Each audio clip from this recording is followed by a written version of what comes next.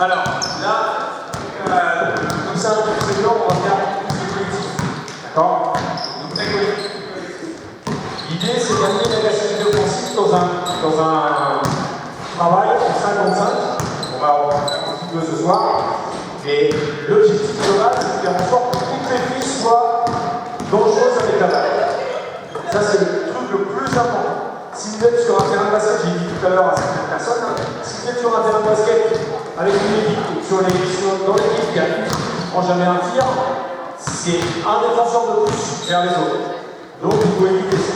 Donc, le premier moyen d'éviter ça, c'est déjà de faire beaucoup de travail de tir dans vos séances. Le travail de tir, c'est primordial. Moi, je compte qu'avec une séance de pôle, donc une séance de 2 heures, on fait au minimum 250 tirs par séance. La fin de séance, c'est toujours 50 tirs à 3 points shootés, et si on a le temps, c'est 50 tirs à 3 points marqués d'affilée. Un joueur a un ballon, 50 tirs à 3 points d'affilée. Voilà. Ça, c'est notre fin de séance systématique. Donc, on a fini la séance derrière, elle font 50 tirs à 3 points. Je vous montre là, à cette heure-ci, c'est un petit échauffement très simple, que dans le marin on appelle sorcière, dans le haut on appelle Lucky. Sauf que comme je disais aux joueuses, j'ai jamais compris l'intérêt d'un Lucky où le joueur qui est le moins fort au tir, donc celui qui a plus besoin de tuer, se retrouve sur le banc dès le départ. Bon. Moi, ce qui m'intéresse dans le Lucky, c'est qu'il y ait beaucoup de tirs et qu'elles aient un peu d'amour entre elles, donc qu'il y ait une notion de compétition. Donc le Lucky, on peut le faire comme elles sont en train de le faire là. Voilà. Faire la partie un peu plus chaude, elles sont déjà super bien chauffées à 3 points. Le but du jeu, c'est toujours, tout à l'heure, je vous ai parlé d'agressivité sur les rebonds offensifs. Là, vous êtes quand même obligé systématiquement d'aller chercher le rebond, sans nécessairement déformer le tir. C'est là où vous avez l'idée. Mais il faut toujours avoir en tête que quand j'ai pris le tir, le travail suivant, c'est pas de regarder si le tir rentre ou pas. Le travail suivant, c'est soit le rebond, soit le repli. Et moi, globalement, avec les équipes, c'est toujours le rebond. À 5. D'accord? Donc le truc qui est vraiment important là, c'est de faire en sorte que systématiquement, quand on prend un tir, on ne regarde pas le résultat de tir, mais on aille chercher le rebond. Même quand on est sûr que ça rentre.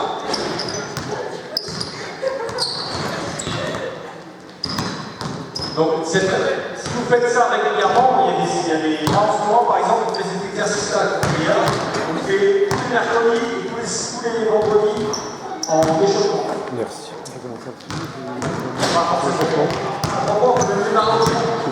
Ce que vous avez vu tout à l'heure sur le tir en course, vous pouvez le faire avec le même principe. C'est-à-dire que la dernière, si elle met avant la fille qui est devant, elle va là à un point.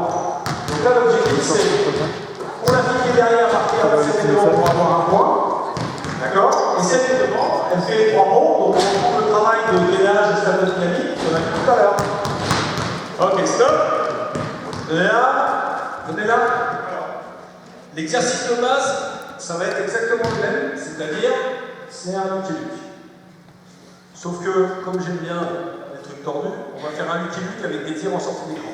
Bon, tout à l'heure, j'avais dit que l'un des travaux les plus importants pour arriver à avoir de l'agressivité sur un contre 1, c'était le travail d'appui des mains. Donc là, on va faire un peu de travail en sortie d'écran. C'est ce que je fais avec les filles du pôle et les personnes. D'accord? Et en même temps, on va... Pour nous, par exemple, moi, ça me sert à revoir les départs en que j'ai vu en début d'année. Sauf que comme il y a un écran, ça contextualise, ça ramène les choses dans une situation de match. Bon. Écoutez bien, je monte, je vais jusqu'ici, je demande la balle, je l'attrape, je fais une cigogne. Alors, vous savez, la cigogne, ça se met sur un pied, et voilà, ça ne bouge pas. Alors, je veux voir le bec, les ailes, tout ça. Alors là, ça, je tiens 2 secondes. Dribble en même temps que je pose le coup. Je pars direct. Okay. Dribble, arrêt, tire. J'ai tiré, la suivante, arrêt, même principe, cigogne, j'attrape, je shoot. Si moi je prends en rond à 2 à l'heure et qu'elle met avant moi, ça me fait 1 point si j'ai une face. Pardon. Si moi je mets avant la fille qui est devant moi, ça me fait 1 point. Et elle fait 3 points. Quand j'ai shooté, je passe dans la colonne passeuse et l'autre passe dans la colonne shooteuse. Est-ce que c'est clair? Ça marche? Pas de problème? C'est bon les cadettes là-bas? Compris? Ok, c'est parti. 2 ballons, ça suffit par contre, parce qu'en fait, on va aller un peu plus. Tiens, donne ta balle pour l'instant.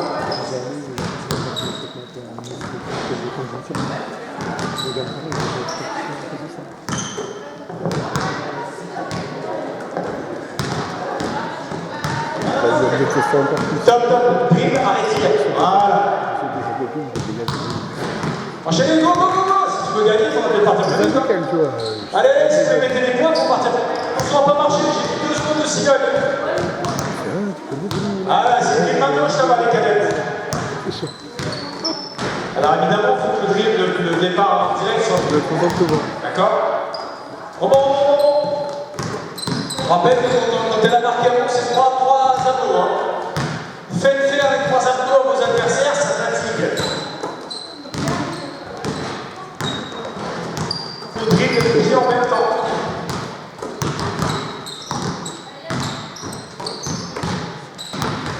Ok, stop. Alors, juste un truc. Bien fait au niveau technique. Un peu mieux fait. Voilà. Je vais juste rajouter un morceau. Alors, le repère du départ direct et de l'arrêt et de la cigogne. La cigogne, c'est tout simple, c'est un moyen pour leur apprendre à s'équilibrer. C'est pour ça qu'on leur demande de s'arrêter, parce que s'ils sont capables de s'arrêter 2 secondes, ça veut dire que le poids du corps il est bien sur la bonne jambe. C'est ça qui va faire la différence. Achetez-moi la balle. Essayez de vous débrouiller pour avoir le pied à côté du pouls. C'est ce qui va vous donner toute la puissance derrière. Si j'ai le pied qui est comme ça, pour partir à la base, c'est pas possible. Donc mon départ direct, il ne va pas être agressif vers le cercle. D'accord? Donc c'est vraiment important quand j'attrape d'avoir le pied. Le deuxième truc qui est intéressant, c'est que la puissance, elle va sur le endroit, au muscle qui est ici, là. D'accord? Et si je veux avoir de la puissance vers là, il faut que je sois impérativement avec le pied organisé. D'accord? Quand j'attrape, là, hop, les 2 secondes, ça permet juste de stabiliser. Et après, allez, go, c'est parti! Je sais pas si y en a une d'entre vous qui a envie de faire le démo, il y a pas de problème. Donc s'assurer toujours sur ce genre d'exercice que la réalisation technique elle est bonne. Parce que si vous répétez un truc qui n'est pas propre, derrière en match, vous aurez quelque chose qui n'est pas propre. Et le coup, voilà, super. Ah, attention, prends compte de la cigogne, là, bien regarder si c'est placé correctement. Voilà. Non, j'ai demandé à du droit vers le cercle. Accélérez, si vous voulez gagner, il faut shooter, hein. Il faut shooter plus vite. Voilà, le but du jeu c'est shooter plus vite. Pour celles qui veulent un petit peu améliorer leur départ direct, d'accord? Un truc qui est hyper important là-dessus, donc déjà être réfléchi, pour le corps sur la bonne jambe. Un truc qui est hyper important, c'est que quand pied au sol, évidemment, arrive en même temps, et vous ayez les 2 pieds au sol. Pas que parce que ça fait départ direct, mais aussi, si vous imaginez que là, vous avez la fille qui arrive ici, qui est un peu costaud, d'accord? Et que vous êtes un tout petit peu gêné, si vous êtes en train de faire ça en même temps, vous allez vous retrouver très très vite là. Et que si ce n'est pas ciblé, vous allez avoir un truc qui ne va pas être. Entre nous, c'est pas forcément. Donc le but du jeu, c'est de pouvoir résister à la pression. Donc pour ceux qui étaient là tout à l'heure, c'est toujours la notion de contact, voir, si vous regardez Tony Parker, s'appuyer sur l'adversaire, et pour être comme ça, il faut avoir le pied au sol. Si vous faites ça, vous appuyez sur personne. Si vous êtes là, vous êtes costaud, donc quand vous posez votre dribble, vous êtes capable de venir vous s'appuyer dessus, et là, soit l'arrêt, soit aller au tir, soit comme vous voulez. D'accord? Pensez bien quand vous arrivez ici, j'attrape le ballon là, j'attrape, la cigogne, ça permet juste d'avoir le temps de penser à ce que j'ai à faire. Là, je le sol et j'enchaîne. Est-ce que c'est bon pour tout le monde? Ça marche? Allez, go!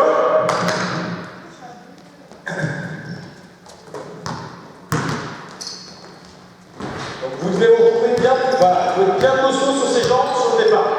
Et là, ça c'est une arme intéressante. Hein. Le départ direct que vous fait là, c'est parfait. Là, vous allez faire le cercle. Attaquez vers le panier. Imaginez-vous que la fille en face de vous, c'est un sac d'os. Vous y allez au travers. Voilà.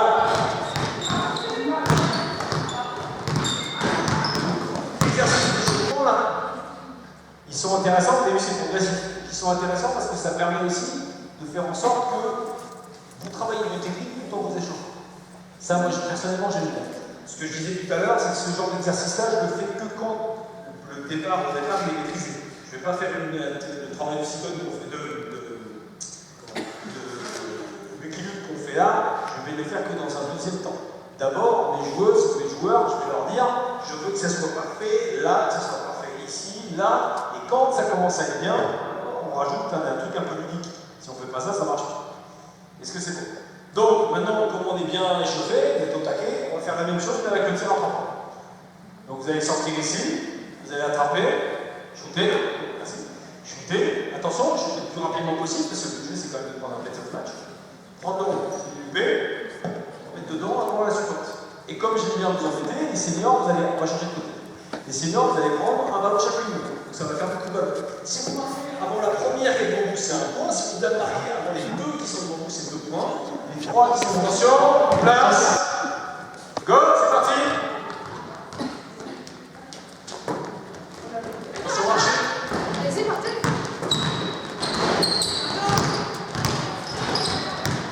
Et là, vous avez vu, ça va très vite. Du coup, il y a des choses là. Là, vous avez l'exercice de tir tout simple, mais avec beaucoup d'attention et sans rien demander. Juste parce qu'ils sont obligés de trouver le rythme pour avoir évidemment cette victoire. Et ça, c'est tout simple, vous avez une mélange de tout le temps, ça fait du temps à passer près des écrans. Passez près des écrans. Si vous passez à 4 mètres de l'écran, on ne va même pas dire. Ce qui est vraiment intéressant là-dedans, c'est toujours la leçon de je shoot, mais derrière j'ai un travail à faire, c'est ce que je vous ai dit tout à l'heure. J'ai le tir, et derrière, je m'occupe de l'action suivante. Travail d'enchaînement qui va favoriser l'agressivité.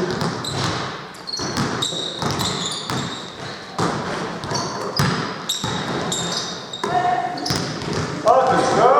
Allez, enlevez les plombs, enlevez les chaises à la fois. Juste un ballon. Voilà. On va faire une colonne ici, là. Alors vous êtes beaucoup, mais c'est pas bien grave. On va le faire avec une colonne ici, une colonne en face là-bas. Petit exercice d'agressivité sur la contre 1. Alors ça, c'est vraiment basique. Il n'y a pas vraiment de travail technique là-dessus. C'est vraiment la volonté d'attraper le ballon rapidement et d'aller rapidement au cercle. D'accord? Donc les attaquants comme les défenseurs, n'ont absolument pas le droit de mettre un pied à l'intérieur de l'un des 3 cercles. Celui-là qui a maintenant été à moitié effacé, mais c'est pas grave, celui-là ou celui-là. Vous n'avez pas le droit, en attaque comme en défense, de mettre un pied dans le cercle. C'est comme si c'était des gros écrans. D'accord? Ça marche? Ou des trucs dans lesquels vous passez dans une dimension parallèle, si j'avais montré d'accord. Vous imaginez ce que vous voulez. D'accord? Vous avez le droit, quand vous êtes en attaque, d'attaquer à droite ou à gauche. Vous avez le droit, quand vous êtes en attaque, d'attaquer à droite ou à gauche. Ça marche? Quand vous êtes dans cette colonne-là, vous serez toujours en attaque, de l'autre côté, vous serez toujours en défense. Et évidemment, vous passez une fois en attaque, vous passez en défense. Le défenseur a 1 point si elle touche l'attaquante avant quelque chose. L'attaquante a 1 point si elle marque le panier. Ça marche? Tout le monde a compris? C'est bon? Donc c'est moi qui donne le départ. Quand je lâche la balle, ça démarre. C'est bon? Allez, go, tu peux te donner la balle. Eh ben, en plus, on est bon. Ah bah bien. Il y en a une qui a écouté. Ah bah bravo. Si elle met le pied dans le rond, c'est pour l'adversaire. C'est pas derrière. C'est prêt? Go. C'est le public qui va dire s'il y a touché ou pas. C'est vous qui dites si c'est touché ou pas, d'accord? Attention.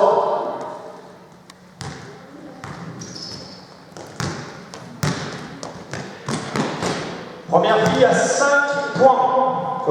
Ouais, 5 au panier. Donc 5 points. Go. Top. Je répète, si tu rentres dans le cercle, tu passes dans une dimension parallèle.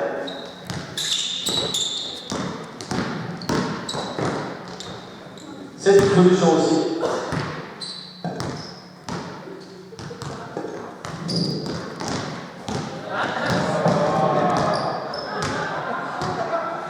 Go. Et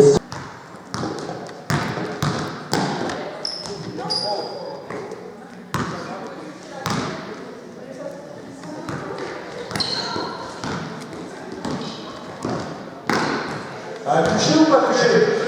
Touché, touché.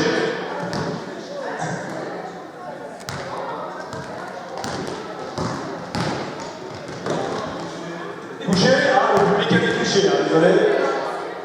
Ah bah c'est le public, hein, moi.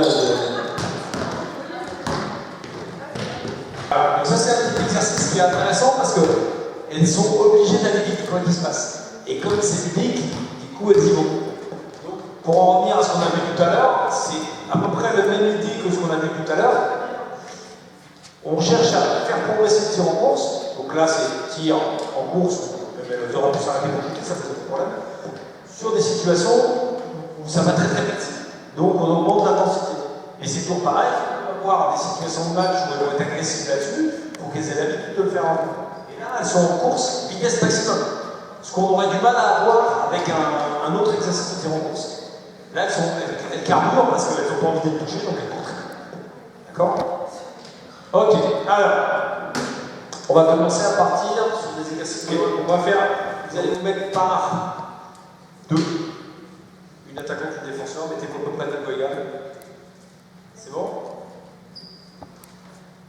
Ok. Alors, là, vous faites colonne défenseur, colonne attaquante.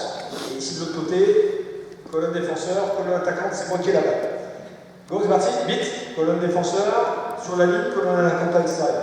Par exemple, il est très simple. Comme je vous disais tout à l'heure, une des choses qui est très importante dans le basket moderne, c'est la vitesse d'exécution et surtout le fait d'être très agressif, très court. Parce qu'il y a des joueurs qui sont agressifs avec 40 dribbles, et si on leur enlève les 40 dribbles, ils sont plus agressifs. Or, ce qui est vraiment très important, c'est un, la qualité de son ballon, et deux, la capacité à agir vite. Donc, on va partir du principe, écoutez bien. À partir du moment où la balle arrive dans les mains, on va faire un contre un en alternance à droite et à gauche. Jusque là, ça va. D'accord? On démarre là, on va là, on va là, on va là. Donc, c'est un contre un ici, et puis un contre un là, etc. À partir du moment où moi je récupère la balle du 1 contre 1 précédent, moi je l'ai dans les mains.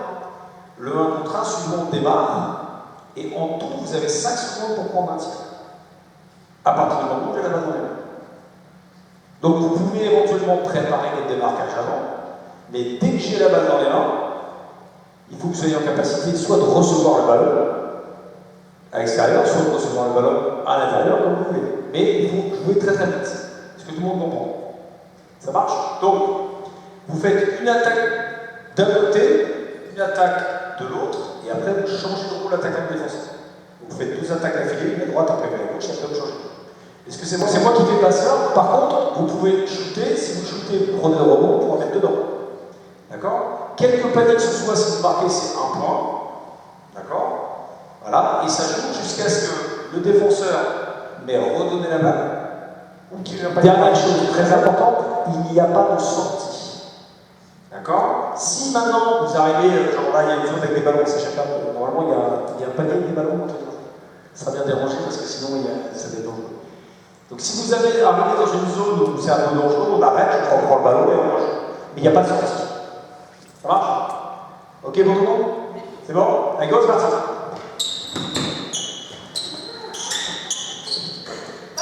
2, 1. Sûr. 3, 2, 1. Votre jouet. Top, top. Ça s'arrête quand j'ai la balle dans les mains.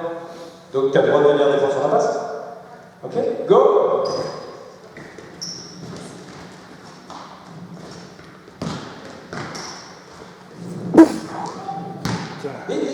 Non, c'est parti. Non, c'est on change de côté à chaque fois. Quoi? Alors, go, c'est parti. 5, 4, 3, 2, et top. Vous avez vu comme elle s'arrête à chaque fois? Il y a un truc qui se passe, elle s'arrête de jouer. Non, c'est juste parce que j'ai compris que c'est passé, c'était exprès. Allez, go, c'est parti. Bah, maintenant, c'est plus dur. Hein. Allez.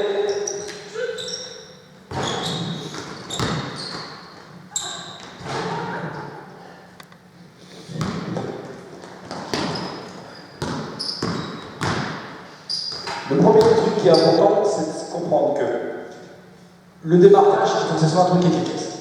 Il ne faut pas que ce soit un truc où on perd du temps, pour deux raisons. Moi, quand j'étais gamin, j'apprenais à faire les démarquages, ce qu'on appelait les démarquages simples, les essuie-glaces. D'accord? Alors le principe de l'essuie-glace, c'était simple. Voilà. Le principe de l'essuie-glace, c'était simple. Il est, je change de direction, je change de vitesse, et je suis censé me démarquer comme ça. En fait, la réalité du démarquage simple, c'est je fais ça, je fais ça, je fais ça, je fais ça. Plus épuisé les deux entre moi et elle, d'accord, perd. C'est ça la réalité. C'est-à-dire que elle démarque, et puis moi je récupère le ballon, et je suis tellement fatigué, derrière je peux mettre la glace. C'est un vrai problème. Le deuxième truc, c'est qu'il ne faut pas qu'elle ait de la pression défensive, parce que sinon c'est mort. Bon, le basket moderne, c'est la balle elle arrive de là à là. Quand elle arrive de là, quand elle arrive là, je suis en train de démarquer. Quand elle tourne sa tête, je sois démarqué. Ça, c'est la qualité offensive d'une équipe, c'est ça. C'est la capacité à être démarqué au bon moment, dans le bon timing, par rapport au porteur de balle quand la balle arrive. Donc, si elle passe par de là, et que moi je suis en train de faire des zigzags, elle arrive là, je suis toujours en train de faire des zigzags, ça marche pas. Donc, depuis, j'ai vu qu'il y a beaucoup de filles qui l'ont fait, on a appris ce qu'on appelle le V-cut en américain, ou démarquage, hein. Ici, je remonte jusque là. Quand je suis là, c'est le moment où je vais lire, c'est le moment où je vais regarder ce qu'elle fait elle. C'est ça qui va dans ma tête. Tu peux me mettre en passage, s'il te plaît? Voilà. Moi, je l'ai fixé par rapport au panier. Elle, ce qui lui importe au départ, c'est d'empêcher de le serrer. Donc, elle va être obligée de le serrer. Voilà. Moi, je l'ai fixé par rapport au panier. Maintenant, il y a deux options. Option numéro 1, je ne peux pas passer ma tête de ce côté-là. Ça veut dire qu'elle me laisse ce côté-là. C'est-à-dire qu'elle, dans la manière dont elle est positionnée, elle a décidé de me laisser ce côté. Donc, je sors vite, et comme j'ai fait, je monte, je m'arrête, quand elle tourne-toi de l'autre côté. Voilà. Je monte, je m'arrête, quand elle se tourne, hop, je vais chercher la main. Et surtout, je vais vers la balle quand elle passe pas. Ça, c'est hyper important. D'accord? Donc, premier temps de lecture, je suis là, je regarde, là, je suis là, voilà. Et mon repère, c'est elle, pour sortir. Donc, tant qu'elle n'a pas la balle, ça sert à rien. Par contre, quand vous faites votre... Voilà. Si, pendant que les autres elles sont en train de jouer, vous montez jusque-là, pour moi, il n'y a pas de problème. Vous pouvez faire ça. J'ai dit, ça démarre quand je tourne pour vous faire la patte. Quand j'ai la balle dans les mains. Donc, vous pouvez faire cette préparation-là avant. Le truc qui est intéressant, c'est aussi que maintenant, si... Vas-y, mets-toi un peu de balle. Et en overplay. Là, comme je peux passer ma tête là, le repère, c'est je sais qu'elle peut me permettre cette passe-là. À fond de main. C'est ce qu'on appelle, ce que les Américains appellent overplay. Enfin, overplay. Faire la passe. D'accord? Donc, moi, le jeu, ça va être, c'est-à-dire, je vois que c'est là, quand elle me regarde, et vous avez vu ce que j'ai fait en premier. En premier, j'ai réduit la distance par rapport à elle, pour qu'elle ne soit plus un problème, qu'elle passe soit simple, et quand j'attrape le ballon, éventuellement, ça va être l'aide. D'accord? Donc, le temps de lecture, il se fait là. Par contre, évidemment, si quand vous arrivez à la position là, elle est en train de regarder ailleurs, ou qu'elle n'est pas mal placée, vous avez le droit de venir flasher, c'est pas un problème. Mais là, dans la situation de la contrainte, ça n'existera pas parce qu'elle a passé en haut. Est-ce que c'est bon pour tout le monde? Ça marche? Donc, le temps de lecture, le moment où vous allez regarder vraiment, c'est là. Montez vite, regardez, sortez au bon moment. Et là, vos 5 secondes, elles seront largement suffisantes. Est-ce que c'est bon pour tout le monde? Ça marche? Allez, go!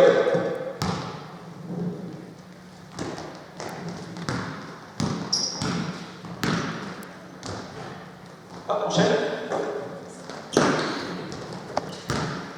Préparez les choses. N'hésitez pas à démarrer votre démarquage avant. Voilà. Voilà. N'hésitez pas à démarrer votre démarquage avant. Comment? Regarde. Hop, hop. Ouais, super. Bien joué. Voilà. Enchaîne. Attention, on va pas sortir trop tôt. Il faut être prêt quand la passe peut partir. Merci. Il faut être prêt quand la passe peut partir. Enchaîne. Bravo. Et vite. Et on enchaîne. Attention, vous n'avez pas beaucoup de temps, 5 secondes, ça va vite. Hein. Bien joué. Bravo. Joue, enchaîne. Ah, ça c'est super bien, vous avez vu? Très bien ça.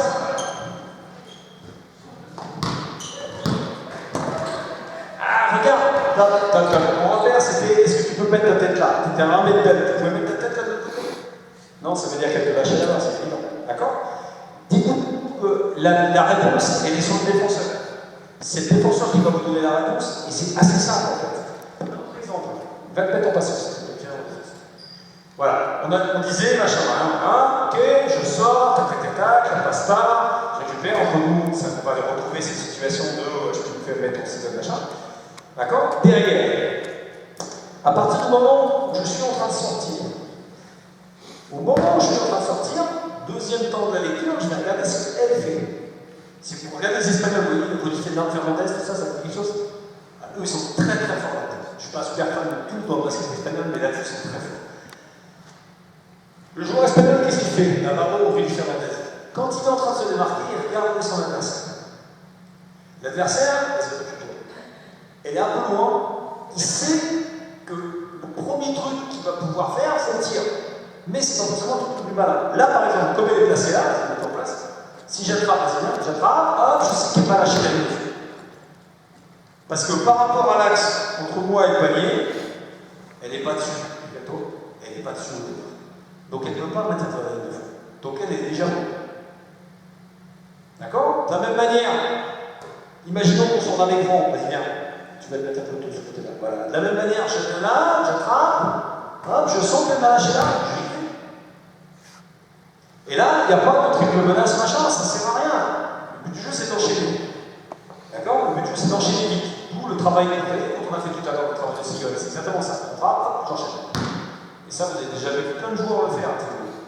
Simplement, qu'est-ce qu'ils ont fait? Ils ont regardé ce qui se passait là, ils ont regardé ce que faisait le défenseur, et en fonction de ce que fait le défenseur, ils sont adaptés à eux-mêmes dans le seul truc qu'ils ne sont pas de faire, c'est de frapper le ballon.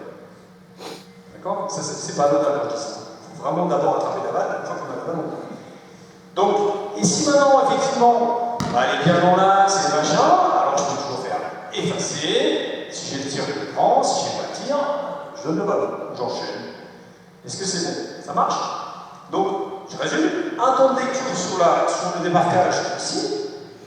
Pendant que je suis en train de faire ça, je lis ce qu'elle fait. Et si elle me lâche, si moi je vois qu'il n'y a personne entre moi et le panier, là, ça veut dire que il faut, je l'ai. Sauf si évidemment elle nous attend à la raquette. Ça veut dire que c'est plus le tir que le travail de fond. C'est bon? Je peux même le dire plus fort, un garçon comme Navarro, il sortait comme un ouf des écrans. Et comme on savait que c'était un gros shooter en général, le joueur qui était derrière, qui devait être très vite pour être le plus près possible de lui, il sortait quand même, il sortait comme ça, il attrapait le ballon, et l'autre, comme il arrivait au lancer, il s'arrêtait quand même, il lui rentrait dedans, faute. Voire même des fois encore plus vicieux, il lui rentrait dedans, il disait hop, tiens, attends. D'accord? Ce qui veut bien dire que la lecture pour lui, elle se passait quand il n'avait pas la balle juste avant. Et au moment où il avait la balle, il jouait. Donc, il faut toujours se dire qu'il y a des moments pour lire, il y a des moments pour se méditer, il y a des moments pour jouer. Au moment où il y en a un chef, empêche ça. Essayez d'enchaîner les choses. J'ai dit le match il s'arrête quand j'ai la balle. Ou quand il y a un panier, jouez. Voilà. Tu vas en bas, c'est parti. Et tu ne demandes pas de venir, elle ne défend pas, elle défend pas. Ah bon? Enchaîne, enchaîne.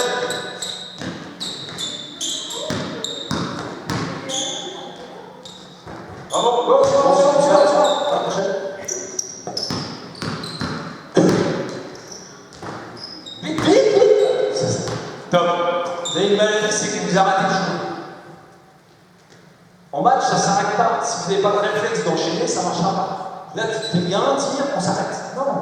Il y a un tir, après il y a un rebond. Il y a un rebond, après derrière, il y a une contre-attaque potentielle. Donc on a encore un travail à faire. Si vous vous arrêtez tout le temps, ça ne peut pas fonctionner. C'est-à-dire qu'à un moment, vous allez avoir un temps de retard par rapport à l'adversaire. Et entre nous, ce qui fait monter les gens d'une étape, c'est ça. Entre la N3 et la N2, la N2 et la N1, souvent le monde, c'est dans des petits détails comme ça.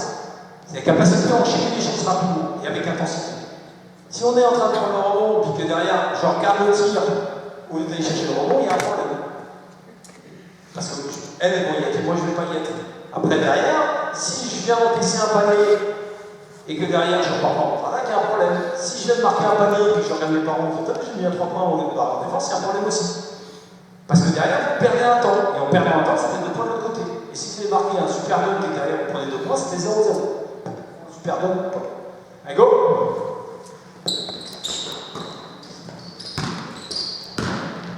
Rebond. Voilà, bien, on enchaîne. Essayez de bien passer le long de la ligne et partir après, parce que là, t'es pas précis. 3, 2, 1. Oh!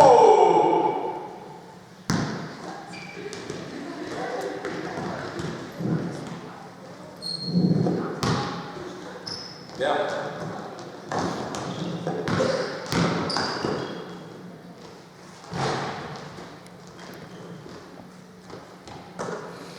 J'ai du mal à démarrer au moment. Rebond. Et enchaîne.